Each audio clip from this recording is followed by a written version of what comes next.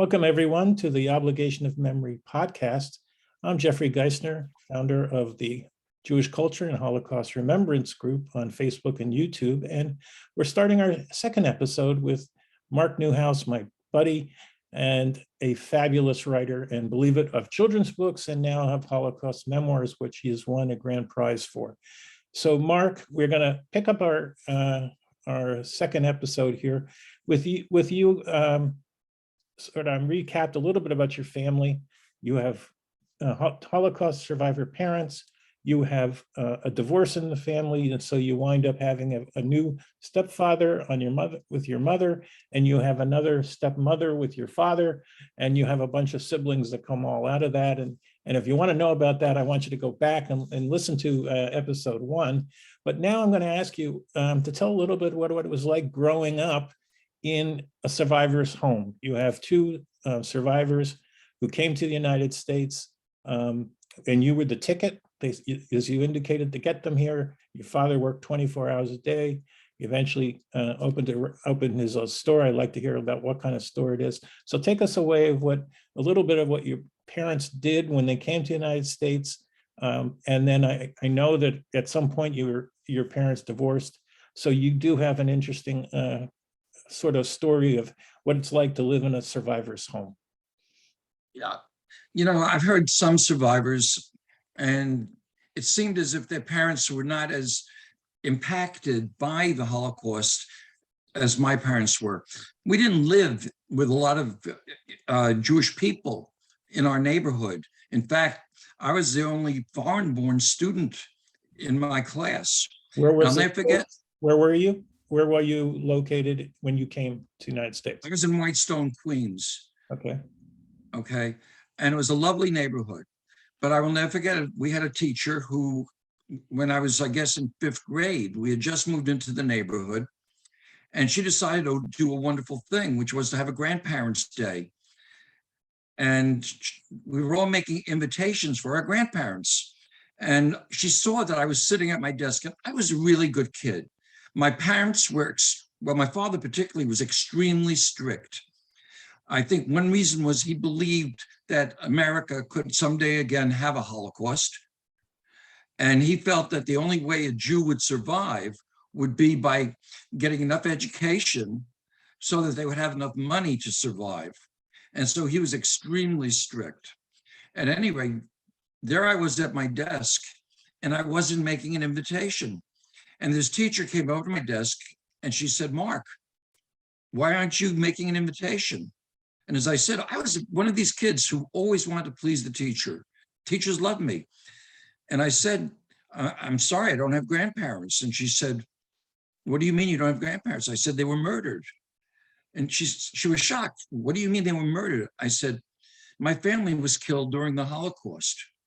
In those days, the Holocaust was not part of the 5th grade curriculum. In fact, it still isn't. If you get to the Holocaust by the end of the 6th grade, you may be able to talk about it. But I learned at an early age that I was different, but I didn't understand exactly why. Okay, I knew that the Holocaust made me unique. I understood that my parents spoke with a foreign accent, both of them. And I used to say that my father was a multicultural cursor because he used many languages, and as I said, he was a very difficult human being. And my mother, who was only 4'11" tall, and who came from a family of 7, and she, one brother and one sister, were the only ones who survived. And I don't know how. I don't know how she did it. So let me ask you, the story about no grandparents. Did you take that story back to your parents, your mother, your father, and say, "Look, I couldn't write this story. My teacher asked me." Did you take that back to them? And do you remember what they said? Not really. Okay. And the reason is because my parents were busy surviving. My parents were first and foremost survivors. And the second thing, they were both driven to success. And I think, when you see what their drive was, it was incredible. Many of the immigrants who came after the Holocaust were driven to success, and they instilled that in my brother and me. As a teacher, I was driven to be the best I could be. And it's funny because my father was very disappointed when I became a teacher, even though it was his idea. Okay. Originally, I was going to be a lawyer. I was in love with Perry Mason. I thought that was the best show on TV. And so I wanted to be a lawyer. And when I became a teacher, my father was very disappointed until one day, shortly before he died, he came to see me on a Friday afternoon. And he saw me working with the kids. And I'll never forget it. He came up to me. It was the only time he ever said anything that I could say was really complimentary. And the only words he said were, "I think I understand." You know, I want to tell the audience, because I know you're not going to blow your own horn, but you were a teacher of the year in New York. Am I correct? And in 1989, I was elementary, secondary teacher of the year by the New York State Reading Association. That's good. That's amazing. And so coming back to, I'm starting to hear a little bit of things that I'm pulling out of you. I'll tell you, the first time I realized that I was different is that I was separated in the 5th grade by a teacher who decided to create a place for kids who were good kids and a place for kids that were bad kids, and separated the chairs. The bad kids were in the back, the good kids were in the front, and I refused to go to school.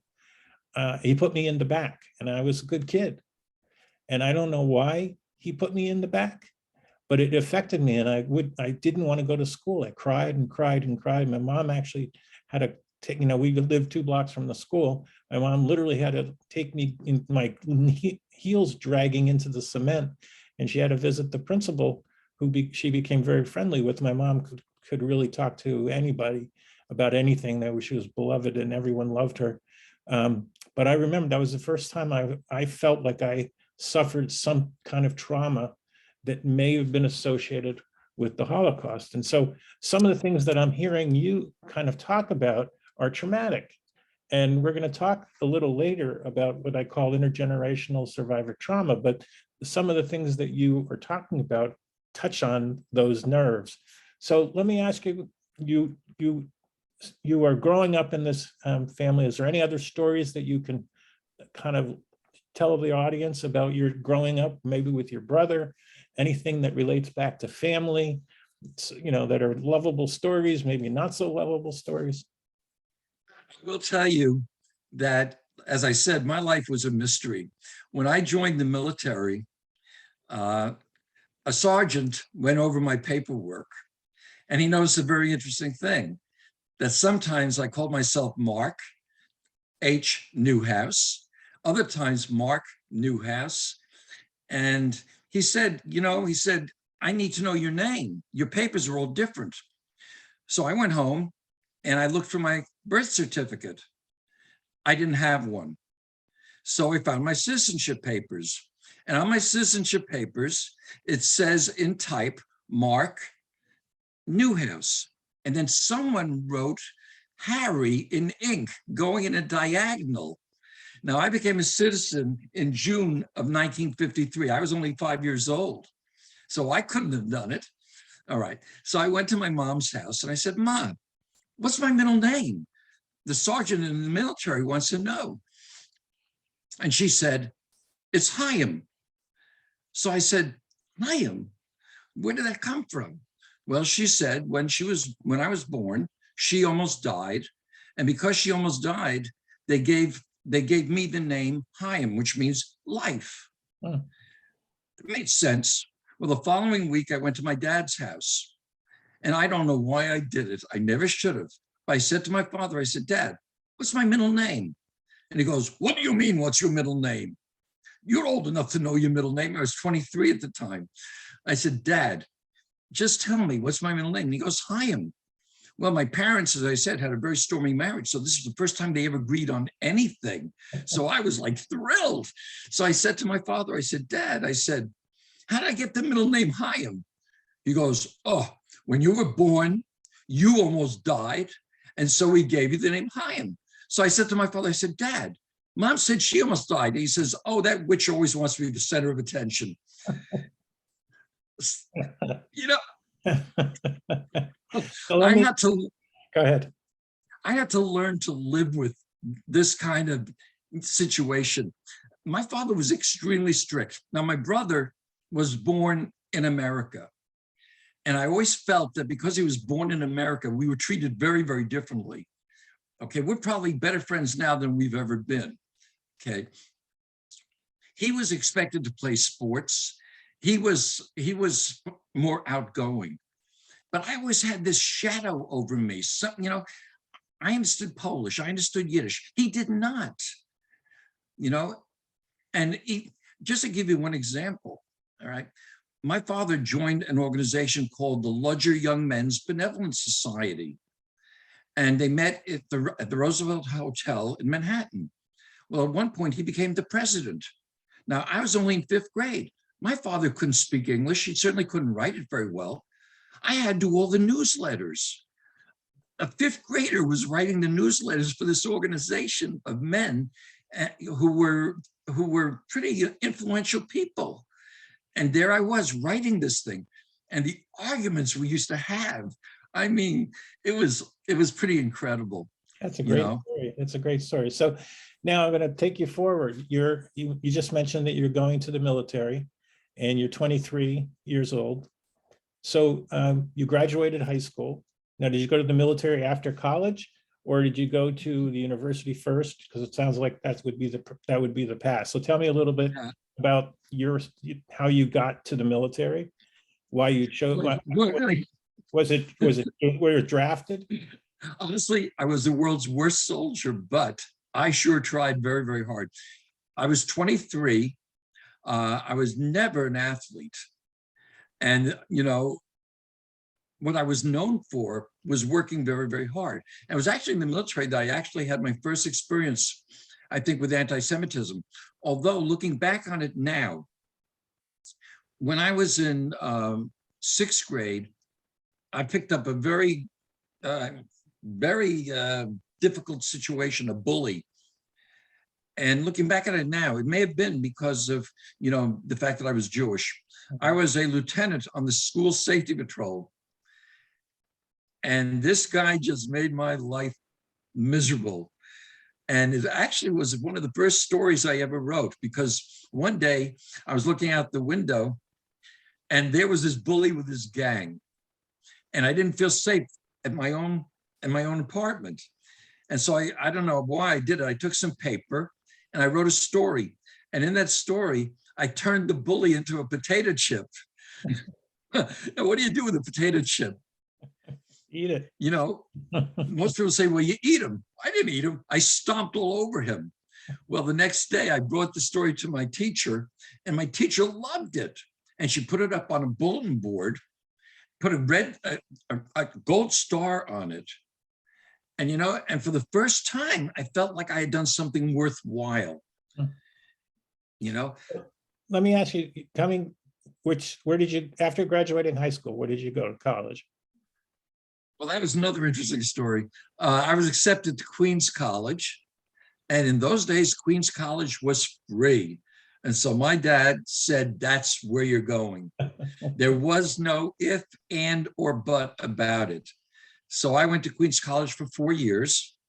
Again, I worked very, very hard, but I felt I was cheated out of, you know, going away and the experience of being independent. And in a way, that's what, you know, caused my situation when I got married the first time. I've been married twice. My first wife was a lovely, lovely Jewish girl from a wonderful family. And we're still friends today.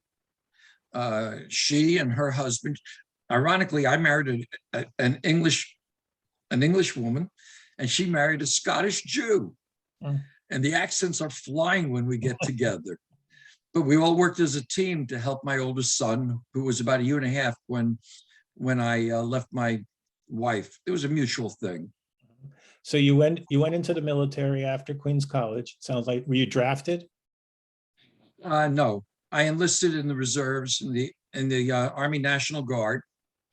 And Was there a war in going? those days it was, huh? Was there a war going on? Sure was, Vietnam War, Okay. And the so Vietnam War. did you And see I any, served, you see I'm service? sorry? Did you see overseas service? No, I was trained as a tank commander and an armored recon scout. And luckily, I ended up being a training NCO on Long Island. And if you want to hear a really funny story, I recently went to a group and I was looking at this gentleman and I said, wow, you look familiar. I hadn't seen this man in 50 years. He was my lieutenant in the National Guard unit on Long Island. No kidding. No kidding. Yeah, So amazing. So what was it like? Obviously, you said you're going to Queens College and your father said you're going, that's it. But what does your mother think about you leaving the nest and having to let her son go away? And maybe your father has something to say in this story too. My mother was 4'11" tall. And just like my father, they were very much alike. They could have been brother and sister because she was a survivor. I don't know how she did it. And that's one of the things I've always wanted to know, which is one of the reasons, why I read the Chronicle, to get some clues, and why I went to the Holocaust Museum. When my parents were together, she fought for the right to go to work. He did not want her to go to work, not for anything whatsoever. And she hardly spoke English, but she got jobs because she was so determined.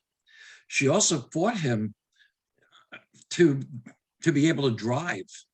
He did not want her driving a car. Mm-hmm. He did not want her to be independent at all. Mm-hmm. And I admired that about her.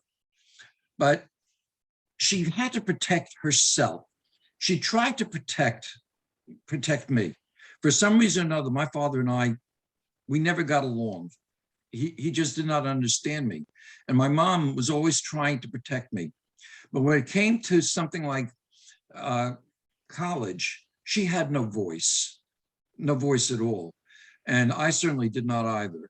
Am I regretful of it? No, because as it turned out, it was fine.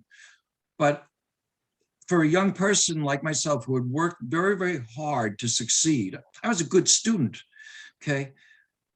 Yanking the rug out from under me to go to a college really bothered me. I think one of the reasons he did it was because of the fact that he was so concerned about money. And I think that was something that was a trauma from the Holocaust that I think he shared with many of his friends. Money was a very important issue in my life. Mm-hmm.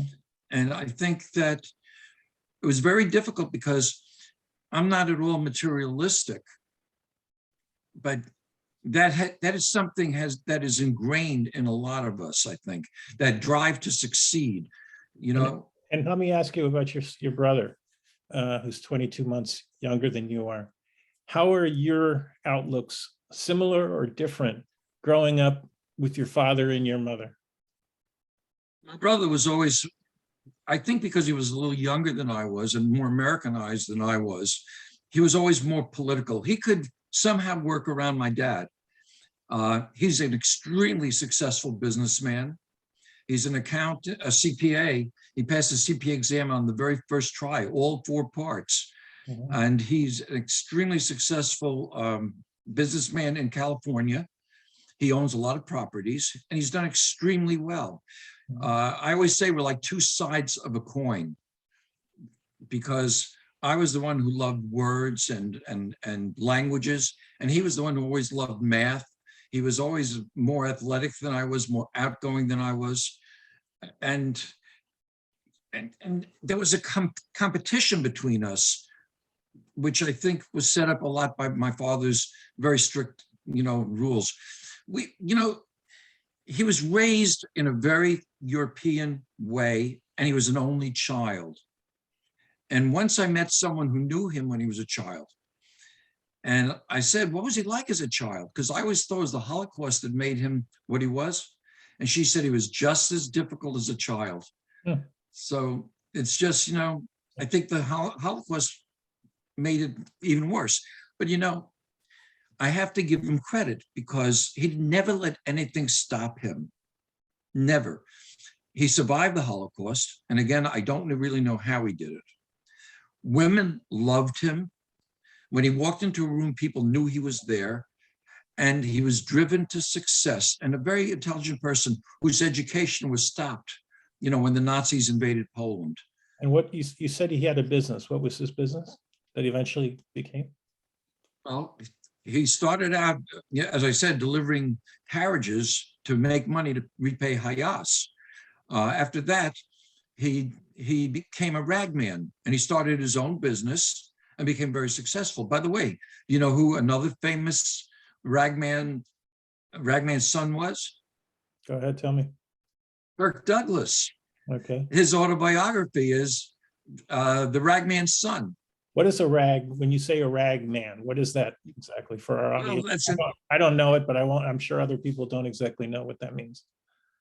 When they make sweaters, what they do is they don't make one sweater at a time. They cut them from blocks of material. Yeah. And it used to be that they would have these big circular saws. I don't know how they do it now. And they would cut the pieces off the blocks of material. Those pieces would go in the garbage. Mm. My father would go to the garment center, and he would ask these men, many of them were Jews, he'd say to them, look, I'm starting a business. Can I have some of these rags? And they would give him these remnants. He would reprocess them. He hired workers. He ended up with his own building, and he would read them into sweaters, and they would be sold, and he would make a good deal of money. After that, he phased into other businesses as well. He was a very, very bright and very shrewd business person. And your mom, you said she was diligent and she demanded to work. What areas of work did she work in? Mom first worked in a clothing store selling clothing. Mhm. Actually, it was a department store. Then she got a job in a bank. And then she went to school for travel agency, which is amazing to me because she spoke broken English all her life. But she forced herself to do these things. And she ended up owning a travel agency, which was extremely successful. Mhm. She was a wonderful person. She really was. So we're gonna talk about you. You went to Queens College. What did you major in Queens College? Political science. Okay, so how do you decide, when do you become a writer? And how did you take that journey from thinking you're going to go to law school, switching the light switch somehow, and how do you get to be the teacher of the year? I had always written because I didn't have grandparents, because my parents were really too busy for me. I really always had sat down with a pen and did writing. Before you go any further, what you've just said right now, you've also told the audience and myself that you were asked to write about your grandparents when you were in the 5th grade and you couldn't write. So was that the trigger that started you writing? No, the trigger that started me writing was I had so many problems as a kid. My parents, I couldn't go outside to play like a lot of other kids. Okay, I was kept home.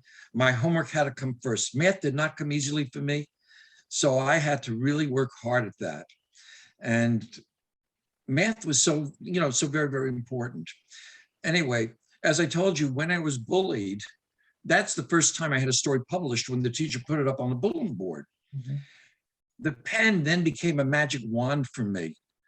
It was able to change my world, and I could solve a lot of problems with my writing. When I became a teacher, I saw the needs of my students, and I began to realize that I could create materials for them that would give them a sense of pride. But For example, how did you become a teacher? So you were graduated from school. Give us the fill-in, how you got yourself over to becoming an educator. well, I'd always loved working with kids. I actually worked in a Jewish camp for a number of years, and then I became an assistant head counselor, which is really unusual because I was not at all athletic. Okay, my dad never took me to one baseball game. I never saw a baseball game. It just wasn't in the cards, you know. Anyway, when the Vietnam War became a very serious problem, my father called me up and he said, Mark, he said, you know, you are not cut out to be a soldier. And if you go to Vietnam, you're going to get killed. I had some friends of mine who had gone to Vietnam and were killed. Yeah.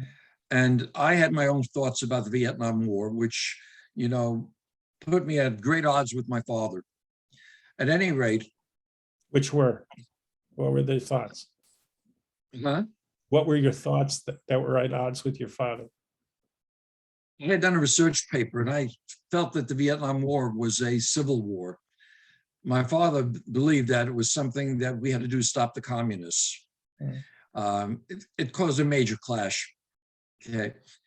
When I wanted to march to Washington, that was not at all easily accepted. You know, my father, as I said, wanted me to get into a law school. He wanted me to make money, and everything else really was, you know, mishigas. Could you say that your parents were proud Americans because they were let into this country? And that also was the fact that whatever. Absolutely. Yeah. But you have to understand something, Jeffrey. I love America too. I recognize the faults, but to me, I'm very grateful that we came to America. Where else could someone who had $5 in his pocket send his son to a public school and have his son be so successful, you know, and become a respected educator and now write books? I mean, America is a very, very special place to me, but you do have to work. And that's something that my father taught me and something I respected. Okay, but getting back to what we were talking about, I actually went down to the National Guard headquarters on my own, and I spoke to a sergeant there, and it didn't look good. It didn't look like they were going to take me.